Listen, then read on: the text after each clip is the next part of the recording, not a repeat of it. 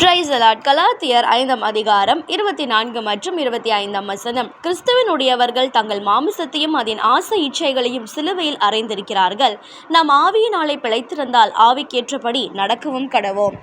பிரியமானவர்களே, இன்றைக்கு நம்ம கிறிஸ்தவர்கள் தாங்க. அதில் ஒரு மாற்றமோ இல்லை. நம்ம ஜெபிக்கிறோம், வேதத்தை வாசிக்கிறோம், ஆலயத்திற்கு போகிறோம், முடிந்தவரை ஆண்டவருடைய ஊழியத்தை செய்கிறோம், அபிஷேகம் பண்ணப்பட்டிருக்கிறோம், பரிசுத்த ஆவியானவரால் நிரப்பப்பட்டிருக்கிறோங்க.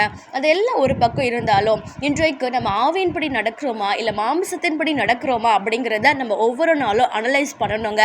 நம்ம பேசுறதுல, நடக்கிறதுல மற்றவர்களை பற்றி நம்ம புறம் கூறுறோமா, பொறாமையோடு இருக்கிறோமா, கோபத்தோடு இருக்கிறோமா, எரிச்சலோடு இருக்கிறோமா அப்படிங்கிறத நம்ம யோசித்து கொண்டே இருக்கணுங்க.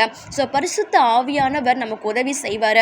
இந்த காரியங்கள் எல்லாம் தவறு, நம்ம இப்படி பண்ணக்கூடாது, இப்படி பேசக்கூடாது அப்படிங்கிறத அவர் உணர்த்தும் பொழுது ஆண்டவர்கிட்ட மன்னிப்பு கேட்டு, ஆண்டவரை இந்த காரியத்திலிருந்து நான் வெளிவருவதற்கு எனக்கு உதவி செய்யுங்க அப்படின்னு சொல்லும் பொழுது அவர் நமக்கு உதவி செய்வாருங்க.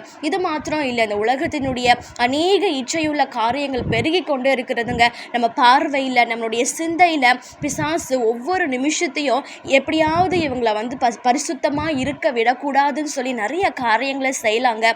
ஸோ அதற்கு பரிசுத்த ஆவியானவர் ரொம்ப ரொம்ப முக்கியங்க. ஸோ அவரோடு கூட நம்ம நடக்கிற ஒரு வாழ்க்கைக்குள்ளாக போவோம். கர்த்தர் உங்களை ஆசீர்வதிப்பாராக.